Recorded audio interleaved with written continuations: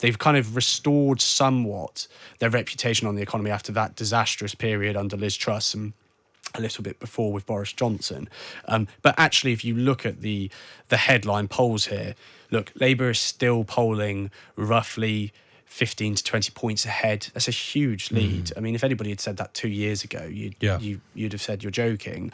There is a little bit of worry in the Labour Party that their lead is actually quite soft, which is why these don't know findings are quite interesting. But really, the Labour Party, if you look at what's happening in Scotland as well, with the implosion of the SNP, they look like right now that they're heading for a big majority.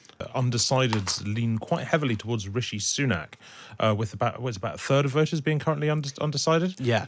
And I mean, so this sort of leads to the Tories still clinging on to signs of hope. What does that sort of polling mean to you, and what will it mean to people in Westminster? Is it sort of is it Tories looking for any sort of glimmer of a life raft they can cling to while sinking, or is it in fact, this is all really much more up in the air than people like to say?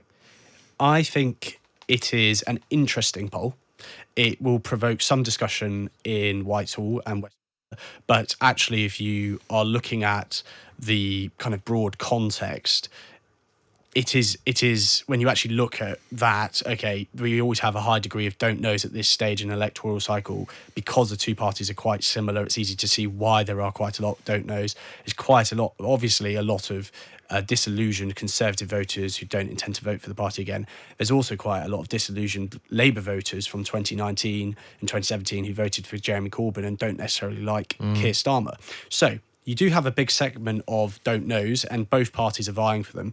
I think it's interesting, and the Conservative Party will be quite heartened by the fact that among the don't knows, clearly they're trending towards voting for Sunak, and especially they'll be very pleased about the fact that 4 times as many would back the Conservatives on the economy. That shows progress, because the economy is the thing that the Conservatives need to be dominant on if they're going to win an election. They always have to be on top if they're going to win. So they've kind of restored somewhat their reputation on the economy after that disastrous period under Liz Truss and a little bit before with Boris Johnson.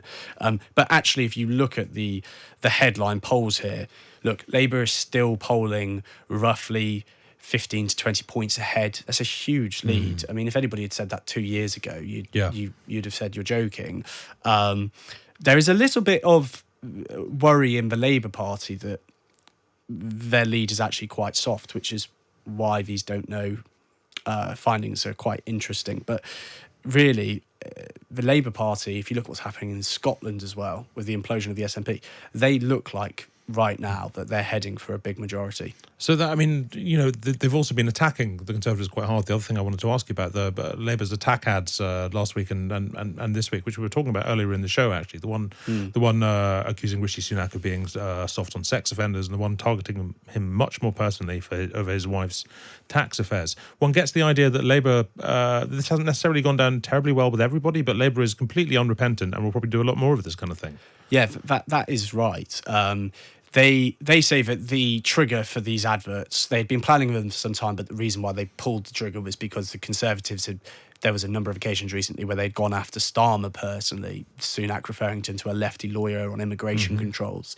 And then Dominic Raab had released some statistics where he took aim at Starmer's record as Director of Public Prosecutions. The reality is there has been a bit of a stir in the Labour Party. There's a few MPs to the left of the party who are uneasy about this. We've obviously had the accusations of dog whistle politics. Labour are unrepentant because if you actually kind of zoom out a bit and look at these adverts, this is part and parcel of politics, I think. Following the Brexit years that we had, you may remember some of the rhetoric that we were hearing from both sides of the House about the trying to block Brexit and the second referendum.